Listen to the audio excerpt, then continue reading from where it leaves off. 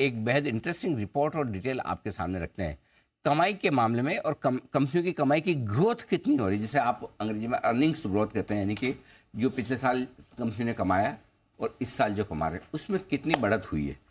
वो बढ़त आपके लिए हम लेकर आ रहे हैं कंपेरिजन किसका करें, निफ्टी की जो 50 कंपनियां हैं उन्होंने कितनी कमाई की पिछले साल के मुकाबले इस साल, और बाकी एशियाई बाजारों में जो इंडेक्स है उनकी कंपनियों ने किस तरह की प्रदर्शन किया। इसके ऊपर दुनिया भर की एक बड़ी जानी मानी एफआई ब्रोकरेज फर्म है जेफरीज, इन्होंने एक रिपोर्ट निकाली है, और मैं आपको बताऊं आपके हमारे दर्शकों की जानकारी के लिए कि आजकल जेफरीज की रिपोर्ट को सबसे ज्यादा पावरफुल रिपोर्ट माना जाता है। एक जमाना था सीएलएसए को माना जाता था, बाद में हुआ है कि सीएलएसए की जो टॉप टीम थी वो जेफरीज में चली गई। एग्जैक्टली तो जो लोग वहां चले गए तो फिर ऑटोमेटिकली जेफरीज की रिपोर्ट को, और क्यों माना जाता है वो भी बता रहा हूँ, किस ब्रोकरेज की रिपोर्ट को ज्यादा माना जाता है वो इस बात पर निर्भर करता है कि इस रिपोर्ट को निकालने के बाद कोई भी रिपोर्ट हो उसको फॉलो करने वाले कितने लोग हैं। yes, और उसके बेसिस पे कितने फंड बाय या सेल के जो रिपोर्ट के हैं उसके बेसिस पे ऑर्डर देते। फॉर एग्जांपल किसी ने रिपोर्ट निकाली बोला कि ये खरीदो, तो उसके बाद कितने फ्लो आते हैं, कितने लोग उनको सुनकर देखकर खरीदते हैं, इसके बेसिस पे उस एफआई ब्रोकरेज की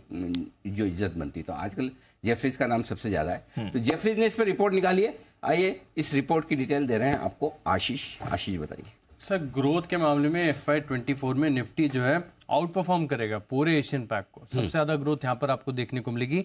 FY23 में अर्निंग्स ग्रोथ करीब 10% की रही थी, FY24 में दुगनी ग्रोथ रहेगी, 10% नहीं सीधे 20% की ग्रोथ का एस्टिमेट जो है जेफरीज लगाकर चल रहे हैं। और देखिए निफ्टी की जो 63% कंपनियां ऐसी हैं जहां पर अगर आप देखें तो मार्जिन एक्सपांशन आपको देखने को मिलेगा।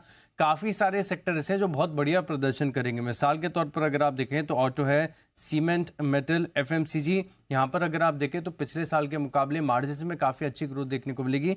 लेकिन सर जेफरीज ने एक और पॉइंट हाईलाइट करके ये भी बताया कि आईटी कंपनी के मार्जिन जो है यहाँ पर आपको दबाव देखने को मिल सकता है। अर्निंग्स में भी आईटी कंपनीज में खास दम देखने को नहीं मिलेगा। लेकिन ये मान रहे कि अगर जो सेक्टर्स का नाम मैंने आपको बताएं जैसे ऑटो, सीमेंट, मेटल, FMCG, यहाँ पर भी अगर मार्जिन्स के एक्सपांशन तेजी से नहीं होते हैं, इसके बाद भी अगर आप देखें तो जो अर्निंग्स ग्रोथ है वो करीब 14 से 15% होगी। यानी मार्जिन्स एक्सपांशन हुआ तो 20% की ग्रोथ है, और मार्जिन एक्सपांशन उम्मीद से कम हुए तभी भी आपको 14 से 15% की अच्छी खासी ग्रोथ देखने को मिल सकती है। और ये आउट परफॉर्मेंस देखिए जैसे कि मैं बता रहा था कि एशियन पैक के मुकाबले काफी अच्छा है, क्योंकि एक तरफ जहां पर अगर आप देखें तो कोरिया है, जापान के बाजार ऐसे हैं जहां पर आपको नेगेटिव अर्निंग्स ग्रोथ पिछले साल के मुकाबले देखने को मिलेगी। वहीं यहाँ पर मिनिमम भी अगर आप देखें तो 14 से 15%, ऊपरी स्तर पर करीब 20% की ग्रोथ देखने को मिल सकती है। कॉस्पी का जो अर्निंग्स एस्टीमेट है वो करीब -24% के आसपास है। निकाई 225 का 7% की महज ग्रोथ यहाँ पर आपको देखने को मिलेगी, और हैंगसेंग कंपोजिट यहाँ पर 4%। और इसके मुकाबले अगर आप देखें तो निफ्टी की जो अर्निंग ग्रोथ FY24 में होगी शानदार 20% के आसपास हो सकती है। 20% की 20 पिछले साल के मुकाबले डबल। FY23 10% थी, 24 में सीधे 20%। वाह, इतना बढ़िया ग्रोथ का अनुमान आपको आते हुए दिख रहा है अर्निंग्स को लेकर। एक बार जरा जैन साहब पर इस पर फंडामेंटल राय भी ली जाए। जैन साहब, शानदार अर्निंग्स ग्रोथ का अनुमान निकाले। हमने वैसे भी देखा स्लो डाउन के कंसर्न्स हमारे लिए आए नहीं, FY23 के आंकड़े अच्छे आते हुए दिखे, Q4 आंकड़े अच्छे थे। इतनी बढ़िया अर्निंग्स ग्रोथ रहेगी सर? नहीं, बिल्कुल। देखिए मैं तो बहुत बुलिश हूँ। इनफैक्ट मुझे ऐसा लगता है कि ये जो इनफैक्ट बार बार मैं मिड कैप स्मॉल कैप की बातें कर रहा हूँ। देखिए आज भी निफ्टी भले ही लाल में हो, निफ्टी हाइस के आसपास हमारी पूरी नजरें बनी हुई है, निफ्टी हाइस के लिए हम बहुत एक्साइटेड है। बट आप देखिए मिड कैप इंडेक्स गजब का चल रहा है, वहां पे बहुत बढ़िया चाल है। स्मॉल कैप इंडेक्स भी चलेगा।